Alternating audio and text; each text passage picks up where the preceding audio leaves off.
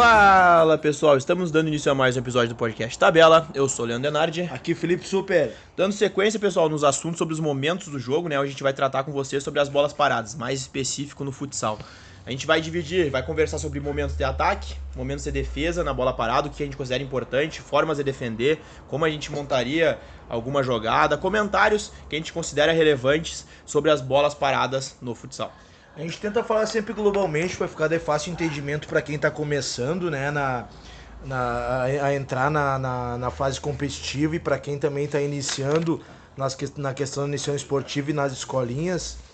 Então a gente vai falar bem um apanhado geral aí sobre as bolas paradas no futsal. Separei para o seguinte, a questão da falta, né? Questão da falta. Precisamos com que a bola parada de falta, nós temos que saber o lugar de onde está, se é faltas frontais ou faltas laterais, e precisamos para que essa jogada ensaiada tenha várias variações, né? Para que, se caso acontecer algum fechamento de espaço, a criança ou adolescente ali consiga variar para uma outra movimentação dentro daquela jogada pré-estipulada por nós. Então, o que a gente faz defensivamente, né? Que eu acho que o Leandro vai tocar nesse assunto mais tarde.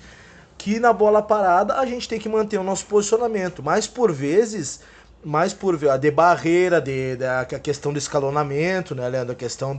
A questão do goleiro onde vai fechar, mas por vezes a ansiedade, inclusive nos jogos adultos, a gente vê alguém fechando um espaço e sobrando outro, há uma movimentação ali em quem está defendendo que direciona para essa outra movimentação, nessa outra variação da jogada pré-estipulada que a gente fez, né? Então a questão da falta é o cuidado na defesa para te não mexer as tuas peças escalonadas e a tua barreira, e o cuidado do ataque dessa bola, de tu ter variações de posicionamento, questão de segundo pau, questão se a finalização vai ser com pisada, vai ser com uma ultrapassagem.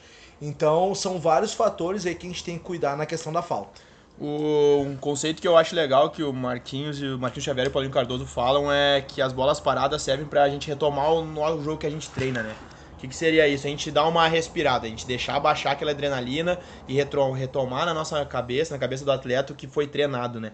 E pra isso eu acho que a gente pode, uma ideia que eu venho já desenvolvendo na cabeça faz um tempo, a gente pode usar movimentações de ataque dentro das bolas paradas, né? A gente vai acabar nessas variações que o Felipe falou. Então, de repente, se eu uso um corte de linha como um movimento de ataque, eu posso ter um corte de linha numa bola parada, né? Eu acho que fica mais fácil dos atletas eles perceberem no jogo e executarem um movimento que já é mais comum para eles, né, Felipe? Então, e o principal disso é também tentar usar, de repente, uma saída de pressão como um lateral ofensivo, como uma jogada de bola parada, tudo pra gente tentar facilitar o atleta e tentando dentro dessas jogadas, por mais que eu use uma jogada na saída de pressão, a mesma jogada no lateral, passar para eles as possibilidades que eles têm nessa jogada. E não pensar numa jogada só com uma opção ou duas opções. Tentar fazer 3 até 4 opções de movimentos ou até mais, que o atleta ele vai sempre interpretar outras possibilidades dentro do que a defesa vai oferecendo para ele, né? Então eu acho que o grande objetivo das bolas paradas é a gente tentar criar ponto de conflito na marcação adversária. Certo. Eu tentar confundir o adversário se marca eu ou se marca o Felipe.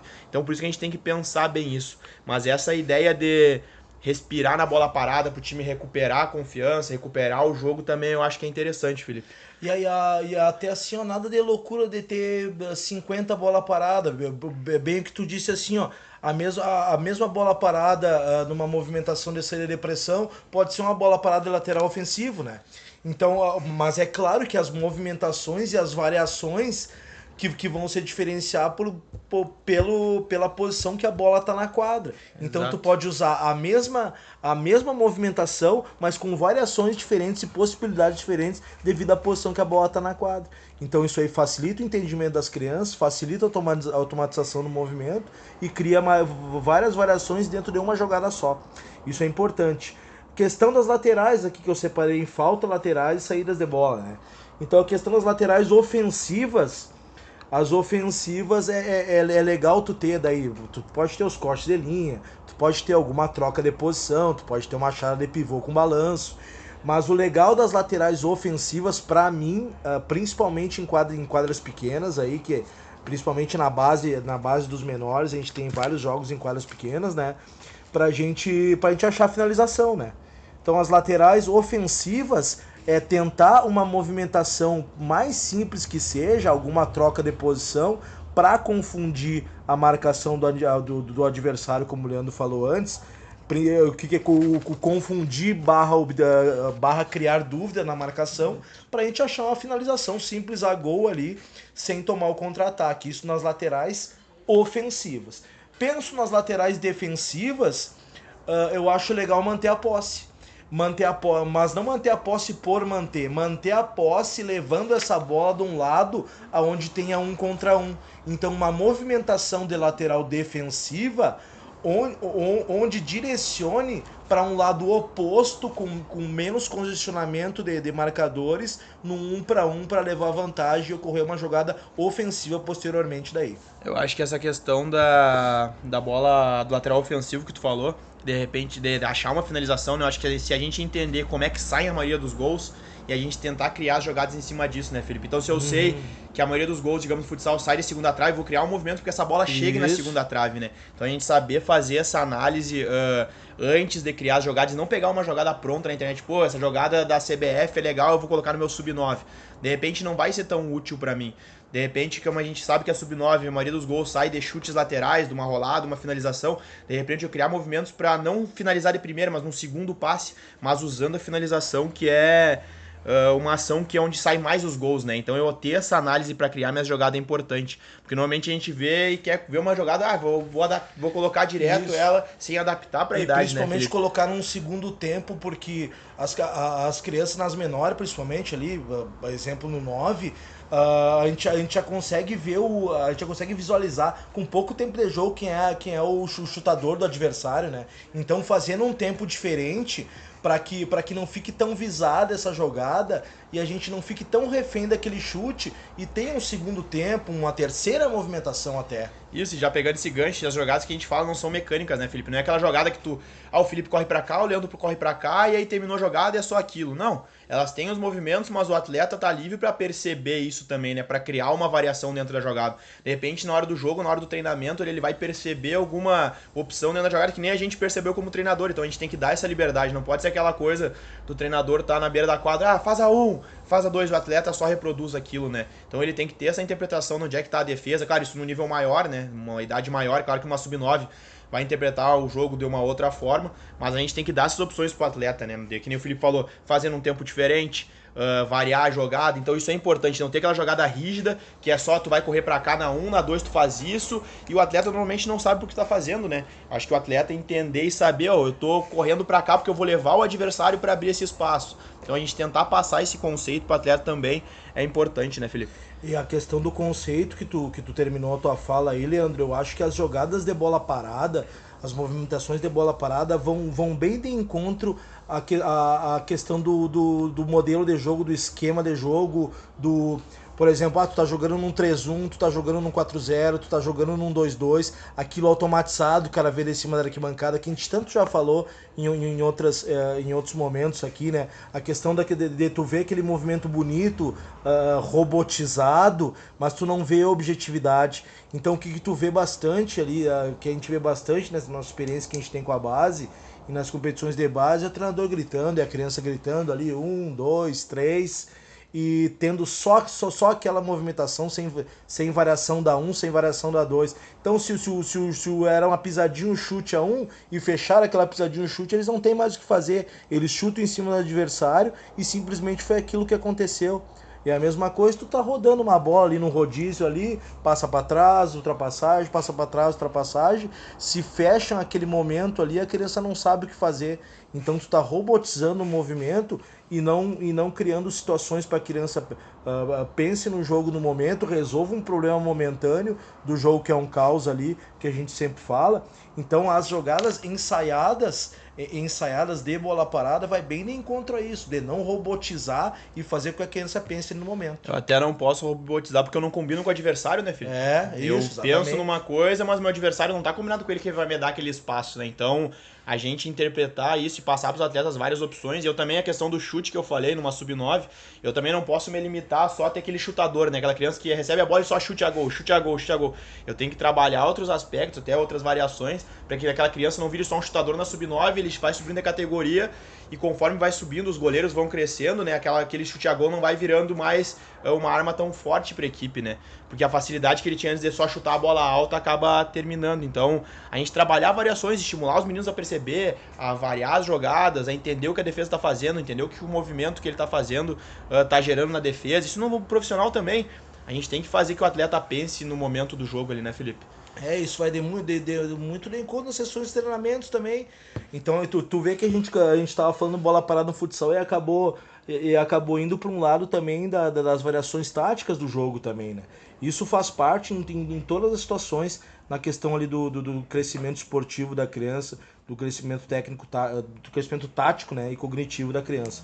Por último, coloquei as saídas de bola, né? Daí falando bem em geral, assim, a questão das saídas de pressão, eu divido em duas. Eu divido na saída de pressão ali, né, cara, num momento em que o time adversário está pressionando demais, uma saída dessa pressão ali, uma movimentação para sair dessa pressão.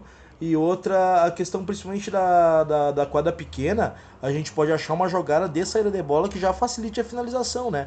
Um jogo reto de pivô, com finalização dos alas. E também aí já num nível que tu tenha horas a mais de treino, né? Num nível mais questão competitiva mesmo, a gente pode ter jogadas de saída também para manter a posse, né? Dependendo do momento do jogo, para manter a posse, para chamar o adversário um pouco mais. Quando há uma marcação baixa, tu mantendo a posse, tu causa um desconforto no adversário que quer subir para te tirar.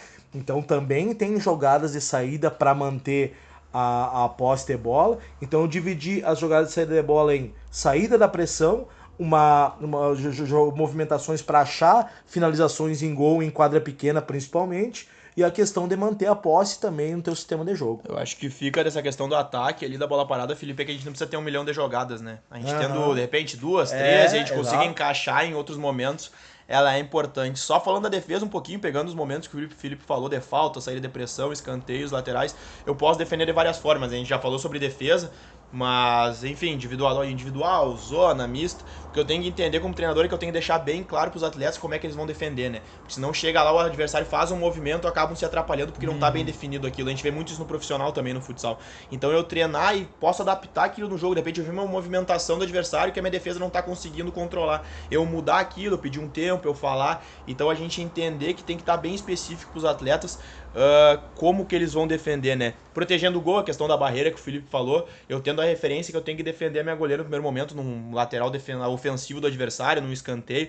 Então ter esse posicionamento bem definido é importante pra gente consiga ter uma defesa sólida e a gente acabe não levando tantos gols. E se a gente usar o que a gente falou no ataque, talvez a gente consiga fazer mais gols ali, que o adversário também formando um atleta que é importante, não fica aquele atleta mecânico que a gente falou, né, Felipe? Certamente, e também pegando um gancho, até tinha ter feito sinal que a minha fala tinha terminado, mas eu sempre falo mais, a questão de saber a característica do adversário nessas bolas paradas, né? Por exemplo, se tem um chutador ali que tu percebeu que é um bom chutador, individualiza a marcação, faz com que cause um desconforto ali para eles ter esse momento esse momento perigoso aí para nossa defesa. Então isso tudo também vai do treinador nos momentos do jogo também para ter esse tipo de discernimento e acertar as coisas que não estão dando certo, né? Tá, pessoal, esse foi o nosso episódio 31, a gente conversou sobre bolas paradas no futsal. Próximo episódio a gente vai conversar sobre bolas paradas no futebol de campo. Ele é próximo ao assunto, mas também tem algumas variações, a gente costuma falar que está muito interligado. Hoje aqui a gente falou sobre bola parada, mas acabou que a gente falou sobre organização ofensiva, falou sobre organização defensiva, então tá tudo muito conectado. Grande abraço aí. Se liga nos textos aí. O Leandro posta 25, eu posto 1. Então se liguem nos textos aí pra gente estar sempre conectado e comentem nossas postagens. Grande abraço e conecte com a gente nessa tabela. Valeu, um abraço.